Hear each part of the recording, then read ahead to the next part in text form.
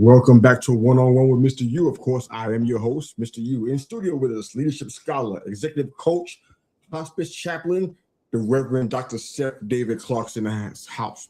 Reverend Clark, how are you today? Good to see you, man. I'm doing all right. How are you doing? Fantastic, fantastic. Good to have you here with us. We had a great conversation in our preliminaries, and I want to get into more because we talk about some similar things in our spheres of influence, but I want to kind of get a quick picture of your childhood, your background, kind of what shaped who you are today, as brief as you can make that, and then we get into the rest of our show. So what's the key factor that got you from your childhood to where you are today, you think? Yeah, I think a lot of that has to do with my faith, knowing that there's something bigger out there, right? And I'm a Christian, so my Christian faith. And I think that did a lot for me in terms of helping me see the world as a place where there's some good, but also some not so good stuff going on. And I have a family who loves me, and that helps a lot, right? And now I have a wife who loves me. That helps a lot too. So I think those Congrats, brother. relationships, yes, those relationships with the divine, those relationships with the people closest to us, and then of course friends along the way. I think that's a big blessing. So I grew up in Minnesota, living in California now. So I think also just and this is the fifth state I've lived in, right? So I think moving around helps you figure out who you are, right? Because you're stripped from the context that you grew up in, and then you kind of have to figure out, who am I now? I'm not just that person who was. Yeah. I love that. I love that. I moved around a good bit too. Not so much in the country, more along the coast. Yeah. If you can pinpoint it, what do you think is the biggest change you've personally experienced about yourself in being in these different environments? Oh, sure. Yeah. Oh, that's a good question. I think the environment that changed me the most was doing ministry and some work on the border. So I worked on the U.S.-Mexico border in different ways for 8 years. Right. So right there, dealing with separated families, trying to advocate for them, trying to, come to terms with Border Patrol. And then there was the asylum crisis, right? So asylum seekers. So that whole thing, trying to show them God's love and in the middle of a tough spot, and even just offering a cup of noodles, right? Everything like that. You see a lot, you hear a lot of bad, a lot of good. Right there, I think that was very impactful for me. And then maybe the second one is working as a hospice chaplain, right? So like literally life and death stuff, and trying to come alongside people, not tell them what to do or how to be, but just listen and offer resources as available. Yeah, for sure. Those two, I think, are the top. Oh, that's good, man. That's good. I'd be remiss if I didn't ask you this because you are essentially standing on the front lines. And I know that people in our world, they look at things in print, television, radio, what have you, podcasts, and they take their cues from that. Oh, yeah. But you're actually out there on the front line. You see things. Tell us, I guess, in a way, Dr. Clark, serve as a myth buster for us. Oh, sure. Yeah. Share with the people who are watching, listening, what we don't realize based on what's being reported. Tell us almost behind the scenes. What are you seeing that's not reported? What's actually happening that may be contrary to what we actually hear about? Go ahead. Sure. Yeah. So I'll tell you from my experience, I've stepped away from like the direct front lines in terms of the border, and actually taken a bit of a break from the hospice chaplaincy as well. But it doesn't mean I'm not in rooms with dying people. I was in the room with someone who's dying just a few days ago, and he passed shortly after that. Right. So so still working, trying to be there. But I think the thing is that every narrative you hear is a narrative, right? And so just like every story, it's not the whole truth. It's a summary, And so everyone has their own perspective, right? And I think that you put on these different glasses, and it shows different parts of the world. And so, I have my own perspective, which is that the people coming into the U.S., a lot of them just trying to live, and a lot of them also escaping violence. I know some people who didn't make it. They're dead now, and no fault their own, really. And but there's also bad. So those security concerns that the government has, like, those are real. Like, bad people come in. Like we saw what happened 9/11.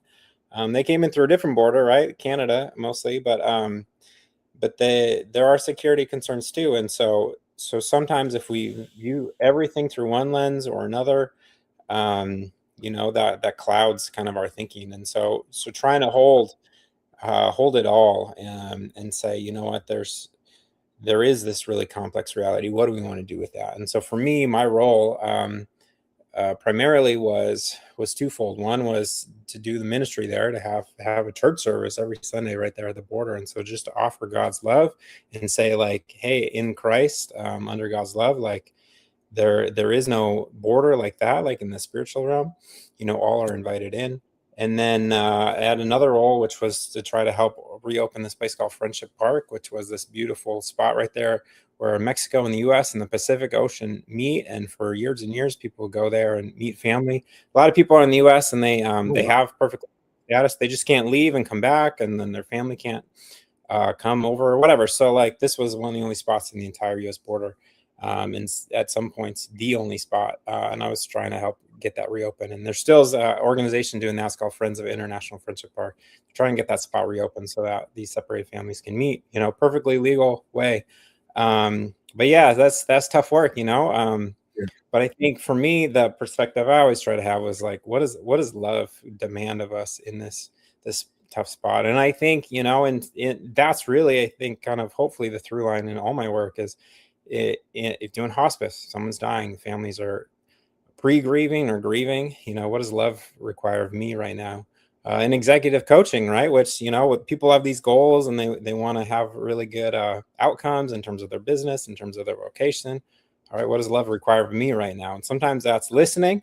Sometimes that's speaking a little bit of a contrarian truth, whatever it is, right? It's what does love require of me right now? And try to live into that. No, I love this. You and I had part of our discussion was about leadership. And unfortunately, anytime I talk to somebody, I can't help but talk about leadership. It comes out of me like air. So I can't help but do that. But I'd love to hear why you believe remembering your mortality makes you a better leader. If you believe if that is true, if you believe that, why do you believe that? Go ahead. Yeah, there's a few ways I could start, but let me start this way. I think that reality is a healthy dose of medicine. And sometimes we don't like reality, but the reality is, like, you and I, we only have a certain number of days on this earth. We don't know what that number is, but we're not living forever in these mortal bodies of ours, right? And so sometimes we have these projects, these immortality projects, right? We try to set up a life that basically acts like we're acting like we're gonna live forever. Well, we're not. And so what do we actually want out of this one life that we have here on earth? What do we want to achieve, right? Because these people getting executive coaching, right, they're achievers, right, by their very nature. What do we want to achieve? But also, what are our values, right? And my values, your values, right? Hopefully they're all good things, but they kind of flesh out in different ways, right? And so what are your values, and how does this short reality that you have, how does that impact how you actually want to live? And then two, one thing that I talk about is how if you can befriend your death, you can befriend any hardship, any loss, right? And this word, like befriend, right? That's a big word. Yeah, I was challenged with it when you mentioned it, without question. Yeah, right. So I remember when I first heard about this concept through a theologian and psychologist. His name was Henry Nouwen. He's from Europe. He taught at Notre Dame and Yale and Harvard, all these big schools, right? But he talked about befriending your death, right? And how your death can be a gift to the people you love, right? And this stuff, as I heard about it, I was like, no way, dude, I don't like that. Like, death is the worst, right? It's the worst thing in life, right? And that's true. And at the same time, we can have that love and we can have that agency to befriend anything that will befall us, right? And in doing so, like, we show a tremendous amount of courage to say, like, this is a thing and this is the worst thing that will happen to me in this life, that the life will end. And like, I can still be in relationship with that thing and be in a loving relationship, even though it's not going to ever love me back. I can love what's going to happen to me, which is so empowering, right? And so if you can do that with the worst thing that's ever going to happen with you, in your career, in your organization, right? A lot of ups and downs, right? Especially in the economy right now. Like, we don't know what's going to happen in a week or a month or a year with the conflict in the Middle East, with AI revolution, all of it, like everything is so up in the air, right? But the one thing we know is that like our life on this earth is not forever, and so we can take hold of that reality and do with it what we want, and it's our choice. And so I think there's that resilience that comes with it, and there's that clarity that comes with it as we look at our death as leaders. I see that. Okay. So I have a lot of questions about some of the ideas regarding mortality and such. But one thing I love about this show that gives me the opportunity to talk to leaders and amazing folks like yourself is to kind of get a little deeper, because a lot of the folks that I talk to that watch and listen to our show regularly, they really care about the human side, the side that they deal with the struggle every day. See, a lot of times we get highlights from people when they come on shows like this, or if they're in front of a other side of a camera or social media post. We get the highlights, the good stuff. We don't hear about the struggles and the challenges that people are still dealing with. And this is the kind of stuff that I hope our show helps folks break through. So I want to ask you a few questions along that line. Please. What is one area in your life, Dr. Clark, that you believe is least aligned with your values? Okay. You're not perfect. There's some things, obviously we got things to work on all the time. But what's one area that's the least aligned with your values, but you want to change that today? What would that be? Okay, I think that's great. And I think it's the separation in terms of like the brain between the prefrontal cortex, right, and maybe the amygdala, right? So like that. You science for me, Dr. Clark? Yeah. Here we go, science, right? Right. So like up here, right, the part of us that makes us human, right, the rational part, right? It's like, oh yes, of course, death means that time is finite, and we can understand that, and put it into our life. And right here in this more kind of reactive part where the fight, flight, or fear happens, right, where the anxiety kind of happens, right? For me, right, and I think for so many of us, it's that we have these values, we have these ideas, but in terms of like how our nervous system acts and reacts to things it's not always there. And I think that's true for me, right? So sometimes when I'm talking about all this mortality awareness, right, I'm aware, right? But a little bit deeper down in the psychology of it, my body hasn't caught up, right? So I'm still in kind of occasionally fight, flight, or fear, or anxious about this or that, like these things that really, if the truth of what I'm talking about is true, right? Well, let's catch up. And so that takes longer. It takes longer for that kind of older, more ancient part of our brains to really believe this stuff, right? Because it's there to save us from lions and snakes and the bad guys who come into our villages and whatever, right? And so it has a harder time just coping with these kind of deeper truths that our mind, like as humans, we can really understand. And so I think that's it, right? That's where maybe I'm out of alignment, is that like, when something happens and it's like I'm feeling overwhelmed because I have too many things to do, or I have a 6 and 8-year-old and they're not listening, and we need to get out of the door, right? And so yeah, in this grand sweep of things, of course, I want to show them love and care and concern, and like, I know you're struggling with this or that, but like, hey, we got to get to school. We got to get to baseball practice. Right. And so, so I think that's where there's like, there can be more alignment. Right.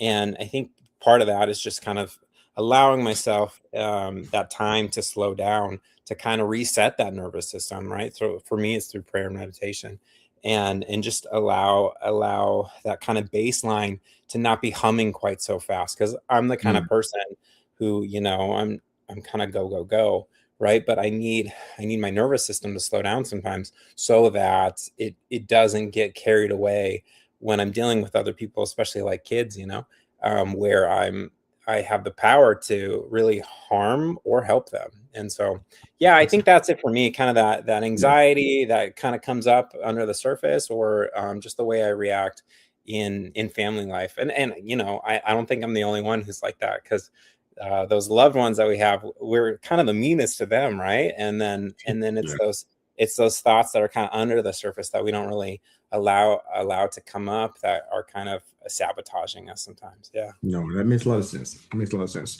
So, in regards to limiting beliefs, what's one that you had to get rid of to become the person that you desire to be today? Sure. Yeah. Thanks for that. I think some of it has to do with it has to do with the death stuff, right? I think the limiting belief was that like I almost like I had to react to death. I had to think about death, my own death particularly, as this thing that was all bad, right? Like if I didn't consider it that way, that somehow I was doing a disservice to myself, and somehow I was doing a disservice to those other people who are on their deathbed, and maybe even to the people who are dead, right? So the death Mm. is always, always, always bad. And whatever we do around it, there's absolutely nothing good that comes of it. And so I think that was a limiting belief, right? Because like I said, like death can be a gift, right? And that's really hard to believe, right? But if you're there dying, and there's a lot of science that talks about how like the last bit of a memory is the most important, you know. If you're there dying and you offer people love even in those last moments, right, like they're going to carry that with them forever, right? But if you as a person, you're dying, and what are you doing? You're holding on to those grudges, you're not finding forgiveness, you're not apologizing, like you're just stuck in that way that you were, that wasn't helpful in the past. Yeah. Well, people are going to keep that for the rest of their lives. Like there wasn't that reconciliation, right? And so even in those dying breaths, right, you can offer those memories that will last for the rest of those other people's lives. And I think that's so powerful. But it took me a while to even get there, Oh yeah. because we're like, oh, death, it's the worst, right? And again, it is. And we have that agency as we think about our death and what we can do with it. Absolutely, absolutely. I feel like you're really equipped to answer this next question.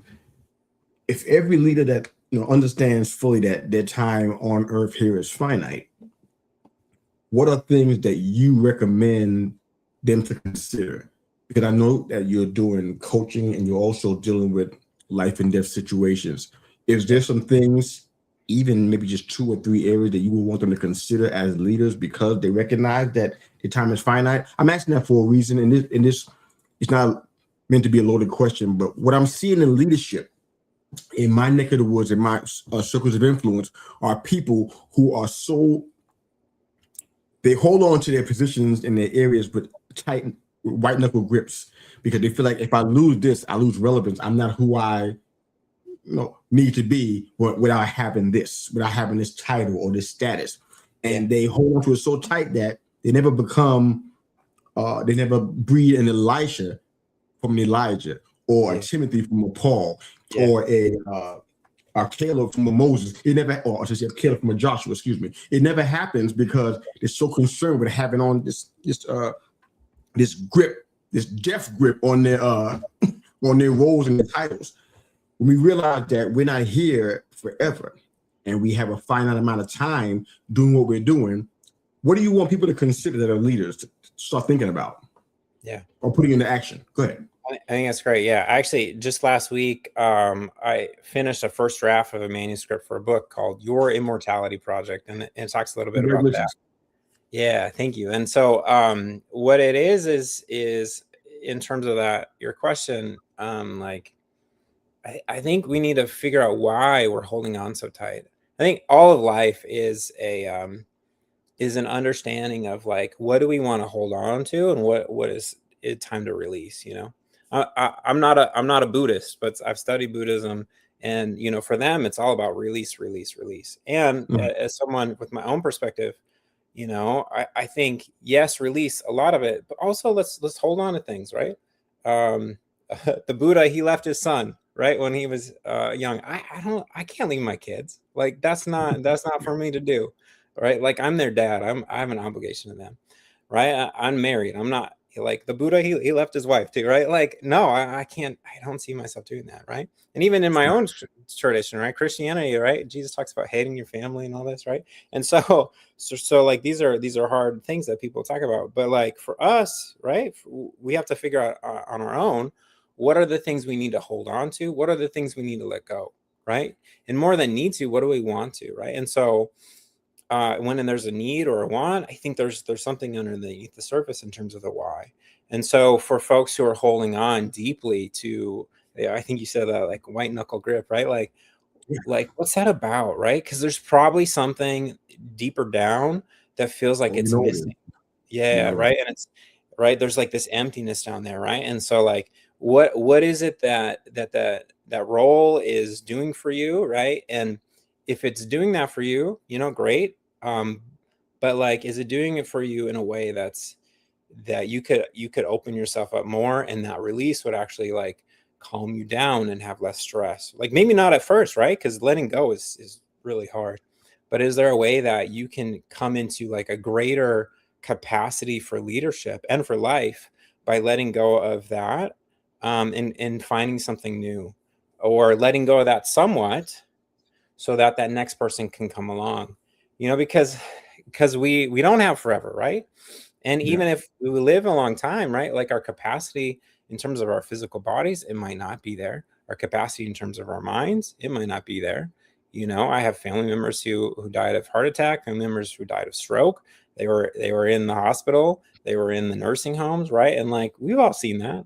We've all seen that. And so like our time even on this earth, it might not be enough to accomplish everything we want. And so what are we going to do about what comes next, right? There's so many people who are leaders, like we've seen this again and again, and they have these awesome personalities, and they're just so charismatic and everyone loves them, and they don't set up, like you're talking about, they don't set up the Elijah to Elisha, they don't set up that next person, right? Paul to Yeah. Timothy, whoever it is.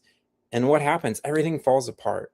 Nothing is as it was, because it's all based on that one person. And if you're doing that in your own leadership, like you're doing a disservice to the people around Mm. you, you're doing a No disservice doubt. to your legacy, you're doing a disservice to the organization itself. Absolutely. No, fantastic answer. Thank you, sir. Appreciate that. Yeah. Now that you've seen, I guess, the perils of life and death, if you will, up close and personal, how do you define success? A lot of people who haven't seen that, who are kind of in their own little bubble, which is most people in the world, we lack self-awareness. It's one of the biggest diseases that we suffer from. The Sure. biggest maladies is self-awareness. We lack it. What's your definition of success, Dr. Clark? Yeah. Okay. So I come at that from two ways, right? So I think the first one is success is measured by us, right? We get to decide what that measure of success is, right? And so, what is success for me? It's, well, I get to decide. So, around my family, I get to decide what it looks like to be a good dad. Around my work, I get to decide what that looks like, in terms of the goal setting, all that stuff, right?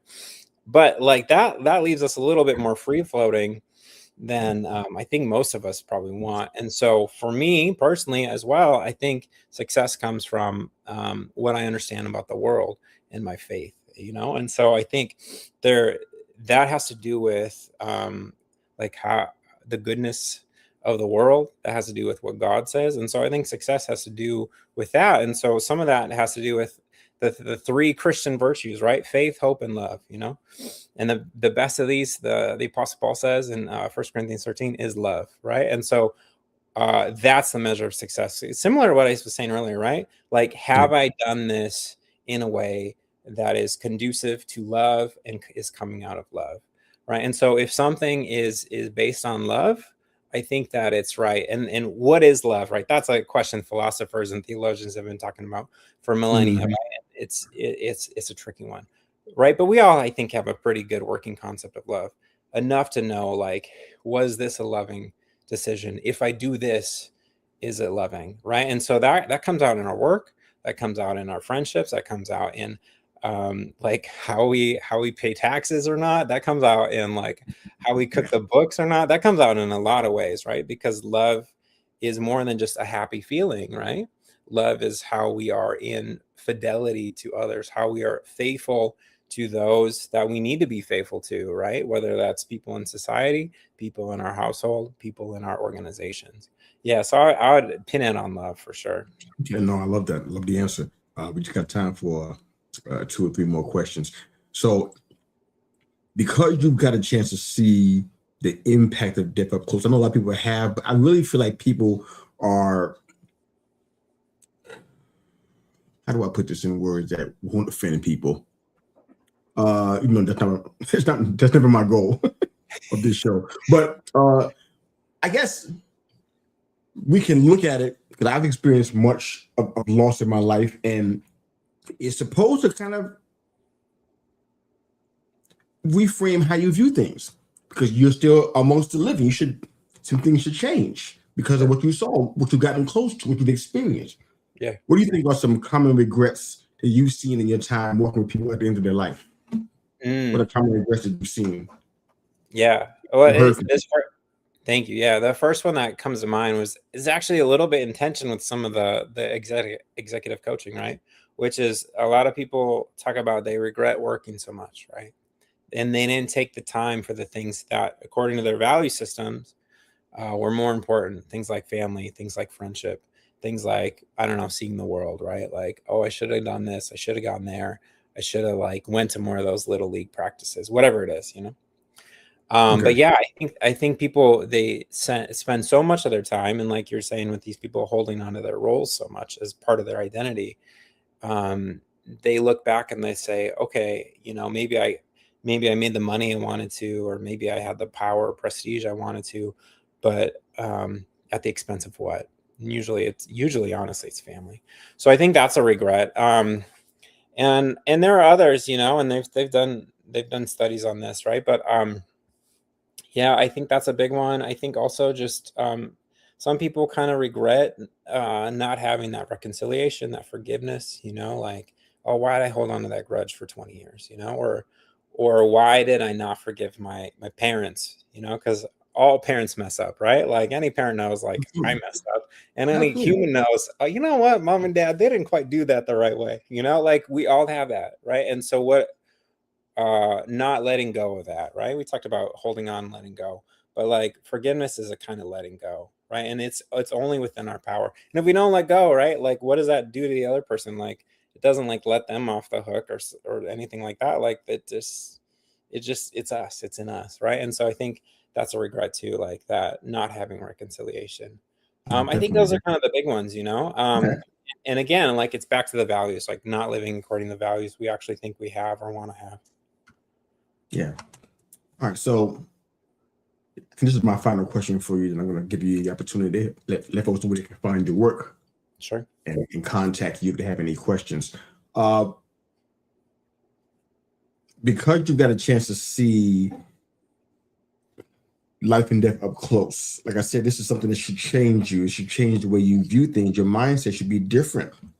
Like if somebody dies and they come back to life, you can't be on that side of things and come back and say, you know what? I'm going to do exactly where I left off. I'm going to pick up exactly where I was. It's really hard to understand that. Mm-hmm. So my question to you is, what's your big, hairy, audacious goal? What's your BHAG? What's the goal that, you know what? If I don't do anything else, this one thing, it's not, I don't mean general, I mean in specifics. What's this one thing you must accomplish? It's your legacy, if you will. It's going to be written on your epitaph, if you will. I got to do this. This is what drives me every single day. I got to make this goal happen if I don't do anything else. Do you have one of those? Yeah. Okay. So I'll do a little one and then a big one. I think my little one. Yeah. How's that? And little in terms of scope, but maybe really deep still is I want to be a good father, right? Like I think that's even the coaching, the leadership stuff, right? Why am I doing that? Is because like I want to provide a good livelihood for my family so that when my kids are going to college, which, you know, in 10 years, it's going to be what, $300,000. Don't rush it, man. Take your time, brother. Trust me. Take your time. Don't rush. No, yeah, don't rush it. But like, right, if college is $300,000, I have two kids, that's $600,000, right? And by then, right, it probably is going to be that much or more, right? Like, and my wife and I, we had to have some college debt, all this stuff, right? Yeah. Setting them up financially. That's a goal. Also, just like being a good dad, being there when I can. So that's the smaller one, right? And I think the bigger one has to do with this death stuff, right? Which is like enabling a culture, a society to start, not finish, but start really contending with what does it mean to face your death, and even what does it mean to befriend your death. I don't think I can convince everyone that this is something they're going to want to do, right? I even have friends who say, I see your stuff on LinkedIn, Seth, and I can't even read it, right? Because it hits It's just the word befriend. I told you this in our conversation when we first met. It's not facing your mortality, because I think everybody understands we have to do that. Yeah. It's just the word choice, the word befriend. I guarantee you that's all it is. Yeah. Change that word and your friends will have no problem reading your post. I'm just some free advice you didn't ask for. Thank you. No, but even when I don't use that word, even when you have friends, you invite them over for dinner, you go out to the gun range with them, or you go out to retreats with them, you go on cruises with them. Yeah. The idea of bringing death on the cruise is a horrible idea. Have you seen the Titanic? Nobody wants to do that. So that's where your friends are probably coming from. It's like, okay, the imagery of friend. That's why. Yeah, and it gets I'm sure it gets in the way of sales, right? But the whole thing does. The whole thing does, right? Like, because most people, they don't want to face it, And even when I use like less direct language, the friends, and I know other people that are like, I just can't do this, right? And so like that is a big, hairy, audacious goal, right? Because we are in a denial of death, right? We deny our death, right? And there's in this AI stuff, right? We want to like just load our brains into the cloud when we're dead and then live forever that way. Like, you know what I mean? Like even if they can't befriend it, I think if they can confront it in a way that gives them the agency and the courage, like that would be a win, for sure. I like it. Thanks for being there. That was a fantastic conversation with you, man. You brought too much to the table. I'd love for you to take the last 2 minutes or so and kind of just let everybody know how you want to be remembered, not only because of this episode, this interview, but also in your entire life. How do you want to be remembered? Speak about legacy a little bit, and then let folks know how they can find your work. Go ahead. Yeah, thank you. Yeah, I think in terms of what I want my legacy to be is on my tombstone, right? A man who led with love. Like, I think that's it, And then in terms of, how do you remember me if you're kind of in your life and you're like, what, I've had this hard transition. Maybe I need some coaching. Find me, right? So just there's 2 ways you can find me online. As far as websites, SethDavidClark.com, just my name. That's my personal website. All kinds of stuff, everything from like guided prayers to academic stuff I wrote, to books I wrote, to here's what coaching is about. And then life, death, and leadership.com, which is the business. And so there you can find out about coaching. And then also I have 1 course live right now about ethical decision-making and high stakes leadership. More courses are coming soon about leading with your end in mind. And even one is kind of fun. It's called Leadership Hacks from the Dead. So it's looking at old Stoic philosophy and how we can think about, life now in terms of how we want to lead according to virtue, according to values. So yeah, those are the ways. And then I'm pretty active on LinkedIn. So LinkedIn, and then just my name, Seth David Clark. So that's how you can kind of keep in touch and contact me, follow what I'm doing, send a hello. And hopefully it's all about love at the end of the day, and love, not just again as a feeling, but as like fidelity to the people in our lives. Thank you very much. Dr. Seth David Clark in the house. SethDavidClark.com and LifeDeathAndLeadership.com is the business. Of course, you can find him on LinkedIn as well. He's very active there. Definitely reach out, offer some questions about life, death, mortality, and how to be a leader when you face those things. I'm sure he has a great perspective and understanding for you there. So thanks again, sir, for your time on this and for being a part of this. If you are watching us, SethDavidClark.com and LifeDeathAndLeadership.com for those that can't see us and are listening today. Check it out. It's going to be also inside the show notes for today's episode. And if, of course, this is your first time, you want to see more of our shows, upper left-hand corner of the screen, the QR code. Use your camera real quick. We're going off air. Use your camera to grab that, or catch it on the replay. You can grab it there, I think. And it will allow you to get access to all of our shows from the past and incredible interviews like this one with Dr. Seth Clark. So thank you again for your time on this, sir, and for being a part of this. Thank you very much. Thank you. We're out of here. Have a good